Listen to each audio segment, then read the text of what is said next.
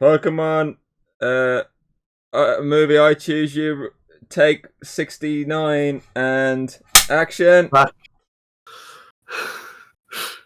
Hey everybody, welcome back to the Dragon and Bear Show, where we're talking and reviewing Pokemon movies, including the reboot, Reboot? the Pokemon I Choose You reboot, which is a reboot, somewhat, of the entire Pokemon series, especially the first season. I think it's where like a few episodes. It's not like the entire first series. It's like Well, yeah, a few it's mainly the episodes. first episodes, like the very beginning. Yeah. Bye Bye Butterfree, and the episodes when Charmander evolves. Yeah. And the Rainbow Badge. There it is. Yeah. It was released in 2017 to celebrate the 20th anniversary of the anime release in Japan. So just like last week, it's an anniversary movie. Two anniversary movies back to back over 2 years. It's the easiest way to cash grab.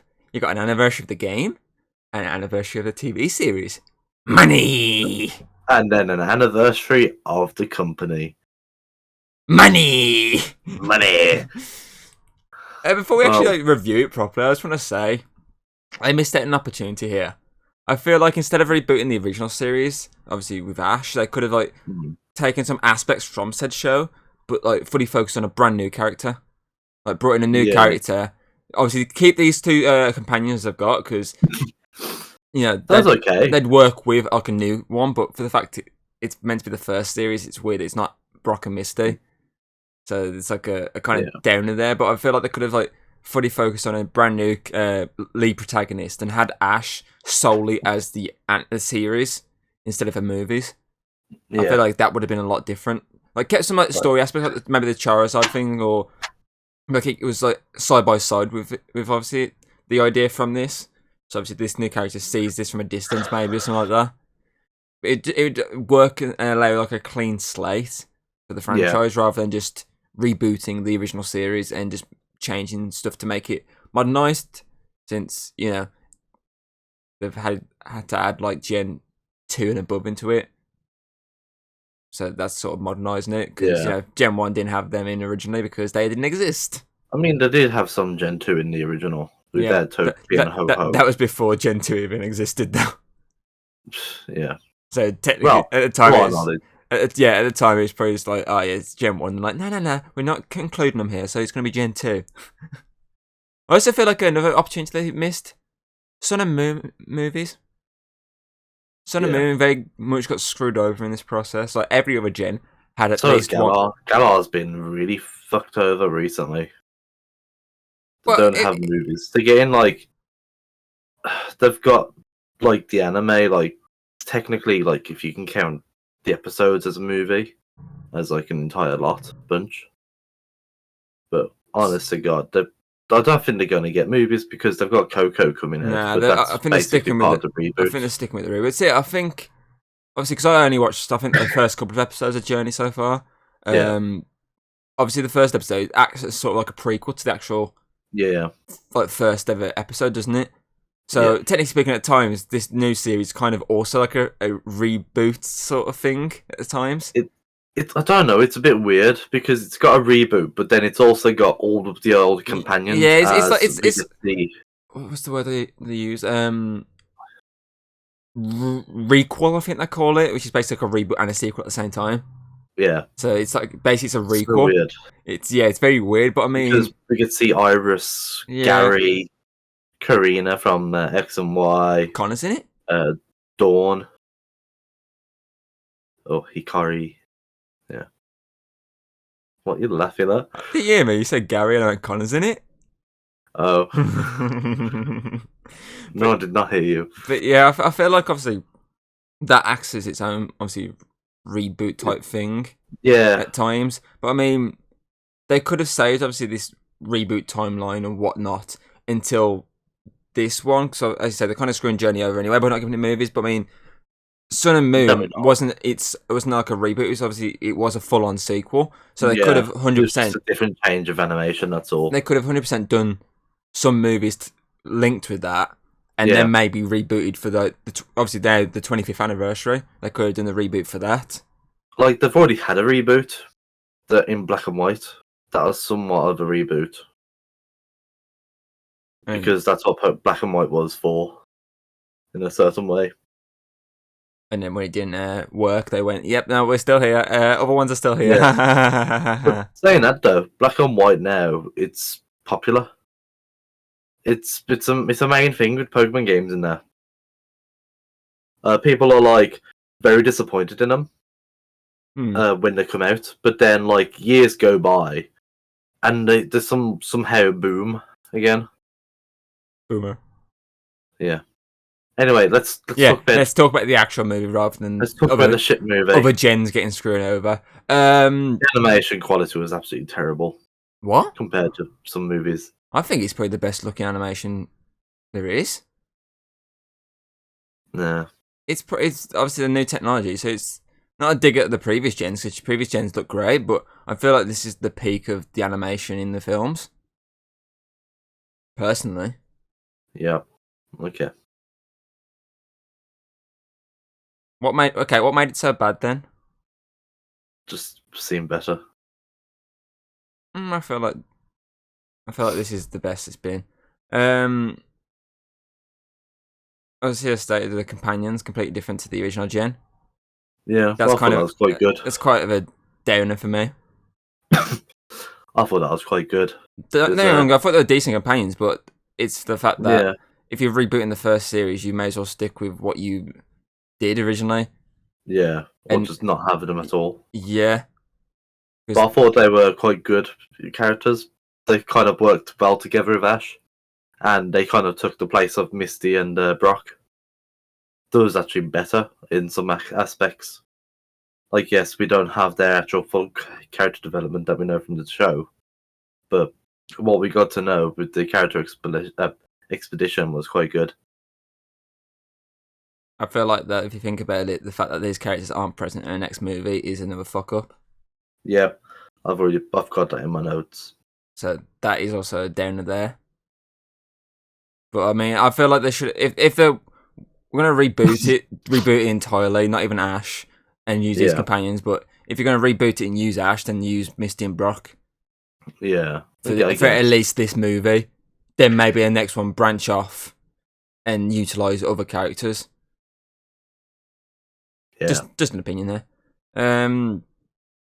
At least look at the music montage. I will say that it's always the best things. It's always a music montage, and this kept it as a way of. And it was like the original, the original intro.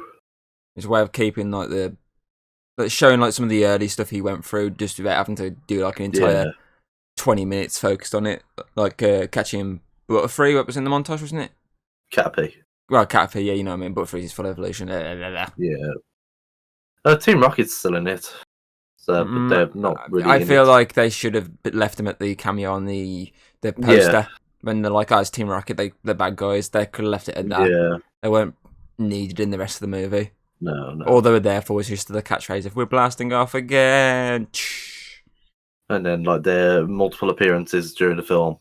Also, constantly saying stuff like "We're blasting off again." Raikou got really shafted again in this film. I mean, his quick cameo. Yeah, but Suicune also got a swift cameo. Yeah, but it's a bit longer than Entei's. Sorry, Raikou's. Yeah, but I mean, it still was very quick. The only one who really got a big one was Entei. I know. Which is, needed for the fact that he's already been shafted once. But Raikou's been shafted the most. He got shafted, because he hasn't had a movie appearance properly. Suicune's is okay because it has an entire game based around it with Crystal. So that's fine. And he's been in multiple movies. I will say, obviously, we got Ho-Ho for the first time in the movie. That's something different. Yeah. I liked that they talked about the Ho-Ho resurrection story, because I've spoke to you about this before, haven't I? Mm-hmm. I think I've mentioned it in a Chattercade before. So it was actually good that they actually talked about it, so I didn't have to talk about it. Yeah. Obviously, singing Cinnamon was quite cool. My favourite starter Pokemon from obviously Sun and Moon. Plus, obviously, Lycanroc Midnight form. Literally, when I first ever saw this film, I was just really confused why they were present in the movie along with Piplup. I was like, why are these in this? They weren't in the original Pokemon series. This makes no sense. This movie's stupid. Yeah. I was really confused, and that's why I kind of hate on the movie. But 2021 Tom understands why they're present, so 2021 Tom understands and accepts it and moves on and goes, actually, that's quite a cool idea. It makes a lot of sense now. Yeah, because it's meant to be an altered universe. Yeah, it's meant to be a reboot, but it's also meant to still exist within the other generations, so it makes sense why Gen 2 to Gen 7 would appear in said movie. Yeah. But, 2017, Tom, when this came out, was just really confused to why they were in it, since he'd seen a few episodes of the original series, and like, they weren't in the original show. They didn't come into it till their generation. 2021 Tom's still stupid, though, when it comes to Pokemon. Basic knowledge gets you through life. Yeah, that's a message out there for you kids. Basic knowledge will always get you through life. Cross was really kind of trying to be like a rip off of Paul. Yeah, I thought Cross was definitely like a Paul-like character. Yeah, but I thought he took some stuff to the extreme, whereas Paul kind of would just like shrug his head and just walk away. Yeah. But I liked his development. Like, he was his arsehole character, and then he was just like realised his mistakes. I like that development within him. I'm kind of glad that they kept the pink Butterfree instead of like just putting like the normal shiny Butterfree. Although the pink one should be the shiny, in my personal opinion. I will say the thing I found quite interesting was the like what ifs part of the movie, when it's like, oh, what if Ash wasn't in a world with Pokemon, and what if he was like a normal world? That was quite interesting. Very realistic there. I think it's quite interesting. It's mature. Yeah. No, I know. I'm just saying it was very realistic. Obviously. Until Ash jumped off a building, then it went less realistic because he didn't get splat at the end. But, it was realistic up to that point. But I like that idea. I like these sort of alternate looks at stuff. Yeah, it's basically like just a normal anime. Basically, yeah. So it's quite interesting to see that. Obviously, there's a way to try and draw him back and be like, oh, yeah, I need Pikachu. I need him. I need you, Pikachu. Yeah. What else have I got? Yeah. I really like the idea of Charmeleon versus Incineroar, because obviously it was a new reason of how Charmeleon became Charizard. So that was like quite an interesting like new take on how he evolved into this fully evolved Pokemon. Yeah. Plus, it obviously led to a battle between the fully evolved Gen 1 Fire-type starter and the fully evolved Gen 7 Fire-type starter. Which was the newest one at that time. Yeah, which at the time was the newest. Obviously, now it's not. Now it's Lopunny. It's Cinderace. Which obviously evolves into Cinderace, yeah. Lopunny. This was the moment Tom knew he loved Gen 4 Pokemon way too much. No, Lopunny is fucking... Yeah, that's Bunny's I'm too used to Gen 4. I'm too used to Gen 4 as a fucking... You mean Scorbunny? Scorbunny. I lost the... Remember, I lost the names of the characters. I replaced the name with Doc. So I don't remember the names. I completely nicknamed my character. Hell, Tom. Lopunny. That's what you get for watching a lot of Gen 4 over the rest of the generations. I am never going to let you live that down. So what? I don't give a shit. It's me. It just means I've got something on you. That's all. What, that I named Pokemon wrong? Yeah. I name every Pokemon wrong. Got many things on me. So I name a lot of Pokemon wrong, so it doesn't bother me. I know you do. Basic knowledge. That's what makes you. I don't give a shit. That's what makes you, and that's all that matters. You know I could just edit this out, right? Yeah, I know. But I won't. Because I don't give a shit. I will say the final battle as well, the movie, obviously the gang versus the possessed Pokemon. Yeah. Wasn't obviously as large scale as a lot of the other movies would have gone, which I think works for this movie because it doesn't need to be over the top. It needs to be very simple. It's meant to be a mature movie rather than this sort of all-out action film, which I liked. Quite good. So obviously you got to see like Charizard, Lycanroc, Lucario, and Piplup fighting obviously the possessed, but its main aim was to focus on Pikachu versus obviously what was the Pokemon? That weird ghosty one. Marshadow. Massive. I was like, I swear it's got like marshmallow in its name. I said I was trying to remember. I was like, swear it's got marshmallow in its name, but I can't remember it. Yeah, that one. Obviously, its full focus was a showcase of the Pikachu fighting that. I'm just going to keep calling it marshmallow just for easiness. So obviously it did that right, so credit where credit's due. Yeah. And it was quite an interesting battle. Here's something that has a pro and a con. Okay. I liked Ash's death. But when Pikachu talked, that was it, I was done. I was like, no. You ruined the moment, Pikachu. For fuck's sake, Pikachu, you ruined it. It was a nice moment as well, and that happened. Yeah, that's the first time that we actually get to see Pikachu go in a Pokeball. Yeah. And obviously that led to like a nice moment when he popped out a Pokeball and the hat fell on his head, which was really nice. But I mean, when he talked, no, that's it. I'm done. That's a down in there. I liked Ash's death. It was sad. It was like a really quite brutal moment at times. So the fact he just got vaporized. Yeah, by hyper beams and all that kind of shit. Yeah, so that was quite brutal and dark. But I mean, it definitely reminded me of like when he got turned to stone in the original movie. I think that's what I meant to. But like, his entire body wasn't there. Yeah, he literally got vaporized. But it's just when Pikachu spoke. That was it. I was done. It lost its charm for me. Oof. But I will give it a positive here. I liked obviously the fact that we never got to see the Ho-Ho Pikachu battle because it left it to your imagination. Yeah. Because obviously, I've got that in my notes. The fact that you saw Pikachu's aftermath, you can just imagine it. He got his ass kicked by Ho-Ho. Yeah. You can just imagine that Ho-Ho just went, yeah, bitch, you're dead. Mystic Fire. Vaporized Pikachu. Ah! Yeah. I like that because obviously if it showed you, yeah, that'd be cool. But it would have added like an extra 5 minutes to an already hour-and-a-half movie. So yeah, it was okay. It was made sense. Yeah.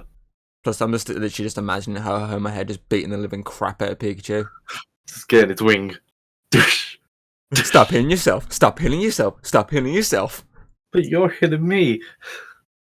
I did like, obviously, the bit when Pikachu got really angry before, in between the two moments. When it did obviously, the massive thunderbolt. That was really cool to watch. Yeah. Okay, do you want my honest opinion on this film? Like, my actual review. Don't you want to talk about the out of nowhere throwbacks in the end credits?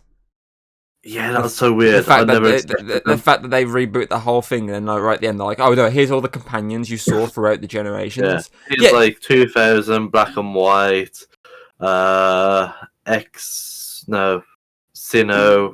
There was an X and Y one. There was an X and Y one? Yeah, you saw Xerneas. Very subtly. And that bit wasn't too bad, to be fair, because I think it was a throwback to all the movies, obviously. But I mean, the fact that they showed all the companions, and like, you shafted the main two out of this franchise in terms of movies. I mean, and yet you showed them. They're all still there, but they just haven't seen Ash yet. Yeah, so I think it was quite good. But I'm just like, what was the point? Obviously, like, to commemorate the anime, but I mean, it was good and bad at the same time. It was good because it was nice to see on, but it was bad because you've rebooted it, you've like eradicated them from this movie. Why even show them to exist? It's a bit stupid. I thought it was kind of a shame that they didn't show the battle between like Ash fighting Brock and Misty in their actual gyms like properly. Yeah, because it went straight to like Gym 3, didn't it? Yeah, well, it's supposed to be the fourth gym, but apparently it's his third one, which was a bit confusing. He just skipped Lieutenant Surge, I guess. As you do. Maybe Surge got fired. Which is a shocking turn of events. Yeah, you do your little belly laugh. Once again, the song made sense at the end. Yeah. He was like, I choose you, I choose you. It starts off quite mellow and something, but then it just gets really into it towards the end. Which was nice. I did like that song. It was quite nice. Yeah. But I know you're going to be drastically different to me, so let me do my overall first. Okay. Because I know you're drastically going to be different to me. So, overall, I had a much better experience than I did in 2017 watching this, other than opposite to you completely. Obviously, as I said, other ways I would have done this a lot better. Obviously, absolutely. There's a lot of ways I could have approached this better, but I wasn't working for them, so I can't give them the pointers of how to actually do this properly. Nintendo, hire Tom. Hire Tom, who'd put Lopunny instead of Scorbunny in it. Yeah, it would really suit the antagonist having a Lopunny. It's a very seductive bunny Pokemon. But it's Playboy. It's going to be Lopunny, but he's going to have like a Scorbunny outfit on. Oh, that makes such a good costume. It's Lopunny. It's in disguise. Lopunny's in disguise. To cover up Tom's bad mistake of getting Gen 4 in his mind too much. Because Gen 4 is the best generation. Thumbs up there.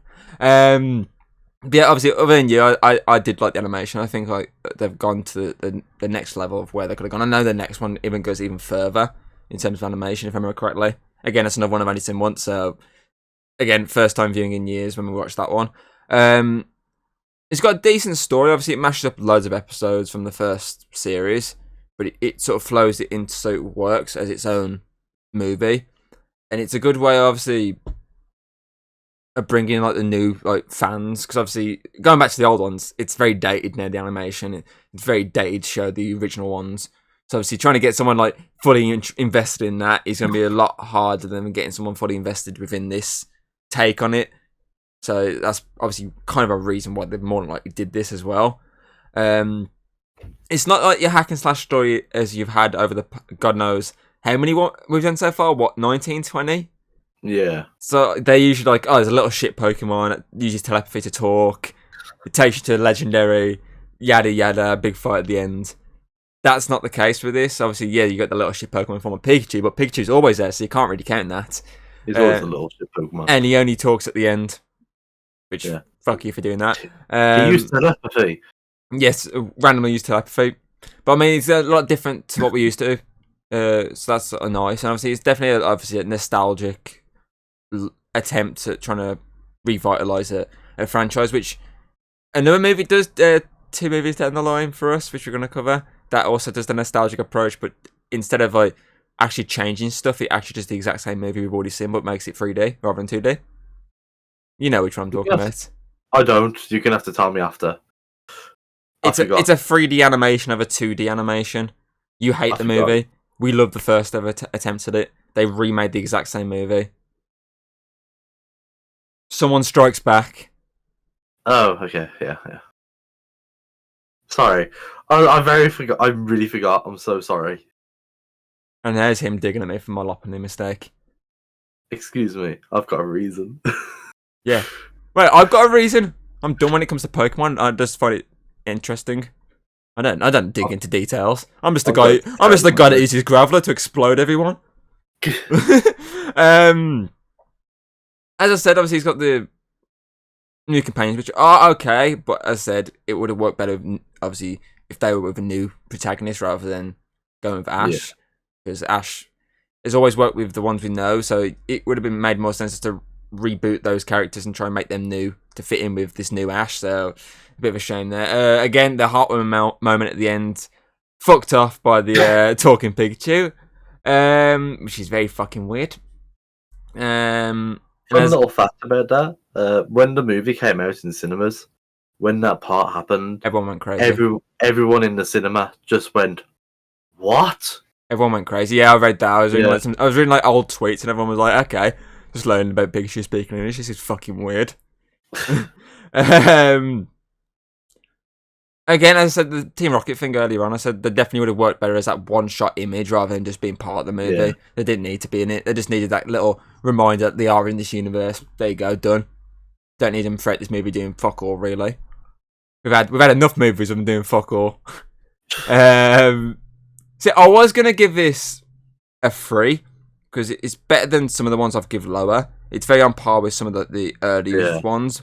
But I like the mature take it goes on the franchise. It's less like jokey. It's more kind of darker at times. Yeah. Which especially if Ash is like certain moods. Yeah, it definitely reminds me of sort of like a Pokemon Forever, and like there's a couple of them early on, like Lucario and that, which had this darker overtone rather than this more fun kids movie. So I like that aspect to it. And for the fact that obviously when I first watched it, I was like, no, it's not for me. But then watching it again, I was like, actually, it's not as bad as I remember it being, which is again opposite to you. I feel like it does get that little oomph up. So, Okay, you're really thinking about your score now, aren't you? For the fact it had the balls to actually take a darker tone on the franchise for a change, I'm gonna give it to a 3.5 Typhlosions out of 5. Like 71. Clack. I'm assuming it means my turn. Okay, so here's my honest opinion on this film. I fucking loved it. The animation was absolutely fucking great. Sorry, Tom. I thought the scenes, especially with the thunderstorm with Pikachu, with Spiro at the beginning. I'm so. Are you just taking the piss right now? Are you actually being serious? I'm being dead fucking serious. I loved the film. The animation quality with the film and the I'm sorry. What was that message yesterday? We're going to be drastically different. I didn't like this movie compared to how I originally liked it. You've had a stern look on your face the entire time, which has made me want to see me. Which is yeah. I can actually see you, Daisy Twat. Which has made me want to have a stern look, just try and like just be in sync. But I mean, what the fuck, man? I have been trying not to smile this entire time because I fucking love it. The animation was absolutely fucking top notch for this film. The lighting for like certain parts of the movie, like when Ash had his like dark thoughts, like saying, maybe I should have used Pikachu. He was in the shadows, and they used the lighting so fucking good. Like, yeah, because of the shadow Pokemon, and it worked so good. Like the composition with the animation and the animation quality made the Pikachu using Thunderbolt and the Spiros at the beginning fucking phenomenal. Yeah, Team Rocket, they're the same as every other film, basically. They're just cameos. But yeah. I'm a bit disappointed that Raikou got shafted again, like, you know, because he's my favourite legendary dog. But I'm so happy as well that they actually brought in the information about how they were created, how Ho-Ho brought them back. It's I can't actually remember, because if they actually showed that the legendary bees got shunned because they came back to life, that's just kind of like left my head. But yeah, Marshadow like whispering in Ash's ear, kind of like going, "Do we need him?" Like, in my personal opinion, that's why he's saying, "Do you really want them? Do you need them?" Like, he's just whispering bad thoughts into his head. The way that they kind of get the nostalgia going as well with Bye Bye Butterfree, with the Charmander on the rock, how he got left by a trainer and abandoned. It's good that they actually linked that in with the antagonist. Made that so much better. It was kind of like a Paul and Chimchar kind of moment, as I mentioned earlier. It wasn't done as good as that because you got to see the Chimchar like battle against Ash multiple times, but yeah, it still worked very good. And yeah, I thought it was quite good as well because they actually show like the Ho-Ho for the first time in the actual movie properly, not just like cameos as normal.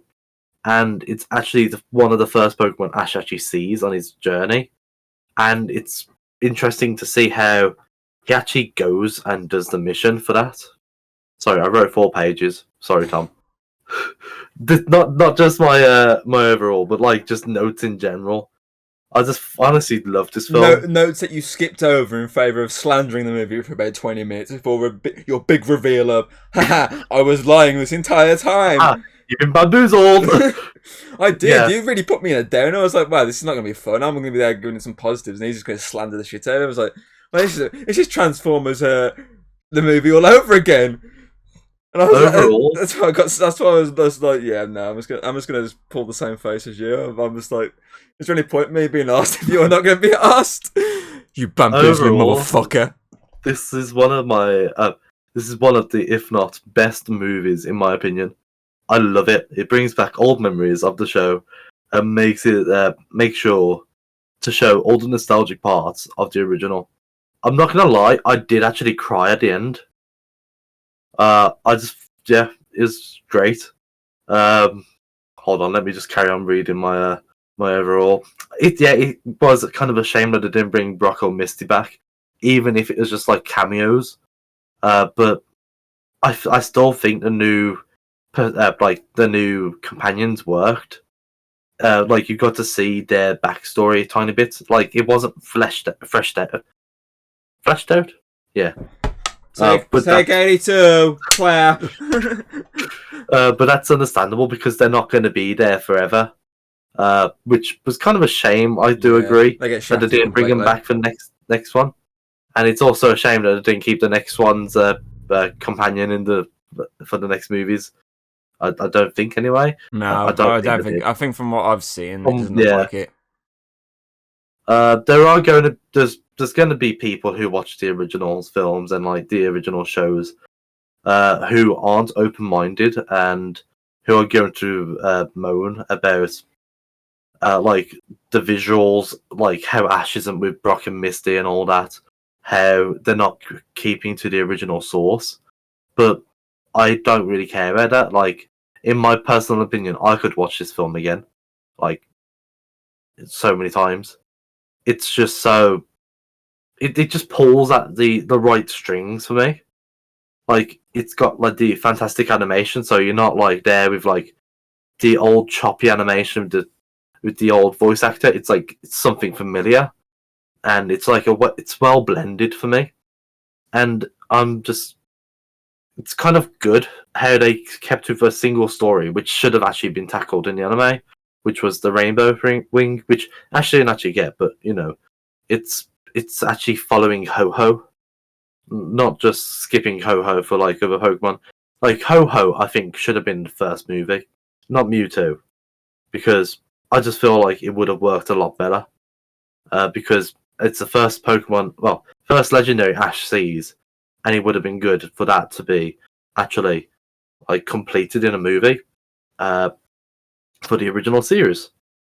So I'm going to stop talking now and give my actual rating, which is going to be a Dragon and Bear first of a 5 out of 5. I know we said that no Pokemon movies are 5 out of 5, but this movie's just like, it's just pulled me in too much that I just like it too much.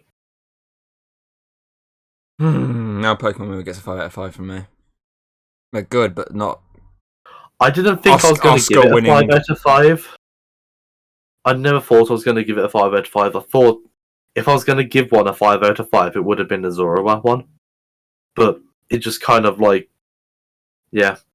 This one, I just loved it. I really did. I was just like engulfed in it. You are not so many other people. Yeah.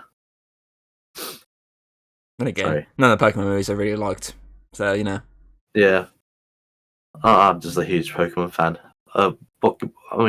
What's given it away? I think the only one that's actually highly rated is the next one. Yeah. The next one's also good. I think that's the only one that's highly rated in comparison to the entire franchise. Yeah. Pokemon power. Anyway, that's it. He just bamboozled me. My mind's just broken there. You're very welcome. I've got to sit for an entire day of recording with him now. That's great. Next week it's Pokemon the movie The Power of Us, the second of the reboots. That does the exact same thing Pokemon 2000 does and focus on Lugia. Well, it's focused on Zeraora, but yeah, Lugia's present. Yeah. Again, Pokemon Movie 2000 was focused on the 3 legendary birds, and Lugia was just present for the final act. Yeah, and then the next one after that is the new legendary. I can't remember its name. I don't know. It'll come out at some point. It's one that we'll cover later in the year. Yeah, whenever it comes out, because we don't actually fucking know. Yep. Until then, we've got this next reboot, and then we've got a remake to cover, so... Yay. And I've been bamboozled, so take 100 to fix this mistake.